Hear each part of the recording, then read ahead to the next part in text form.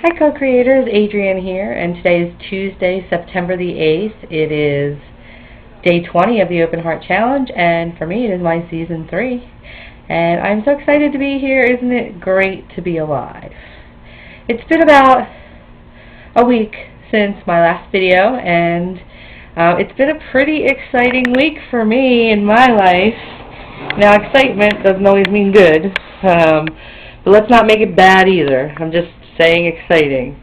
But long story short, on Friday I got a call that my husband had been in a car accident and was being taken to the hospital.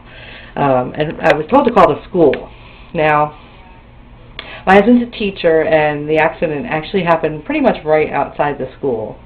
So I called the school and was able to find out that he was in a very low impact accident of less than like 5 miles an hour, and that there were no injuries to anybody in the car accident, but that the reason the accident happened was because he had blacked out at the wheel. So that's why they took him to the hospital.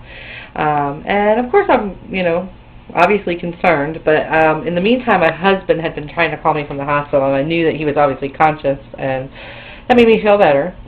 So I went to the hospital, and other than being really tired, he was pretty much his normal, goofy, silly self, and it just makes you feel that much better.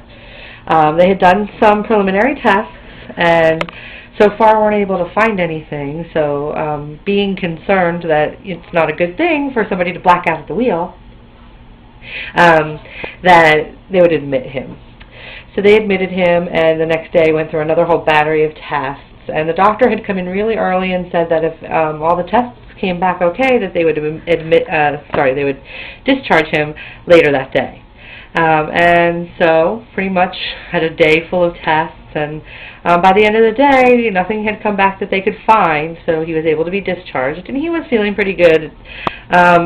One thing about my husband, he's a go, constantly on the go person, and it's very difficult for him to sit still.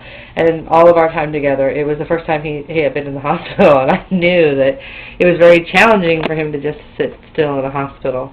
So he was very anxious to get out of the hospital and to go home. So they ruled out any kind of major cause of the accident, like a heart attack or stroke or anything like that. They monitored his heart all night. They did all kinds of CAT scans and MRIs and ultrasounds, and they weren't able to find any real cause. So we're kind of stumped as to why this happened, but we also have come to learn that apparently this is not completely uncommon, where somebody might just pass out at the wheel one time in their life and never happen again, and they'll never know why.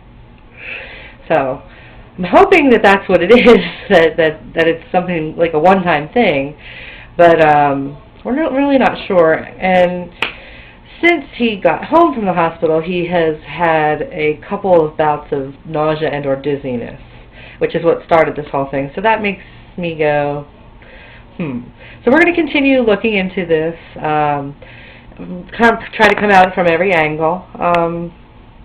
And we're just going to trust that there's maybe a message in this, that we're either being warned of something early, or that we just have to pay attention. These kinds of things happen, and it immediately draws you into the now, into the present moment, in the event that you weren't. And you don't have a choice but to pay attention to the present moment when you're faced with these types of things. We just tried to make the best of it, laughed and had a good time. I stayed with him at the hospital, and we called it our anniversary away from the kids. And we're not gonna panic. We're gonna pay attention. We're gonna see if there's something we can do about it. And most importantly, it reminds you, if nothing else, that you can love somebody.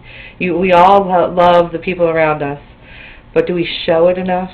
Do we pay attention? Do we be in the moment with that person and just share that love? Or are we always busy and distracted and doing other things, day-to-day activities, to the point where we're not giving over we're really not being in the present moment. We're busy doing other stuff. We're distracting ourselves from the present moment. So I guess my lesson this week is just a continued lesson of presence, and we're just going to see where it takes us. I hope everybody is having a fabulous season, and particularly everybody on the Open Heart Challenge. I know that many of us, it seems to be going a little bit differently than we had initially anticipated.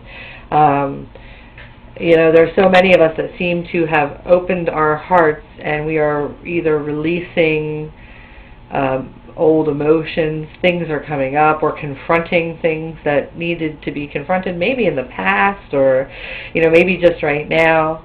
But it's all good. There's a reason for it, and we just, you know, I think we just have to keep pushing through it. And I think that everybody that I know that's been experiencing these things is seeing the positive in that. That it's just entirely too coincidental that we are all having this open heart challenge, and that we're all going through these, you know, whirlwind roller coaster kind of emotional experiences. So at least we have each other, and we can talk about it here, and we can support each other. And you know, like I said, my thing that I would like to get across to everybody at this point is be in the present. Be in the present. Don't worry about the past, and don't worry about the future. And you can't possibly be in the present moment without worrying about the past or the future and really feel too badly, because you only have this very, very now moment. So find your peace and your serenity and your happiness and your calm and your center in the now moment, and just flow. We'll just flow through the seasons. I hope everybody has a great day, and I hope to see you all soon. Looking forward to see what's going on in all of your worlds. Have a great day.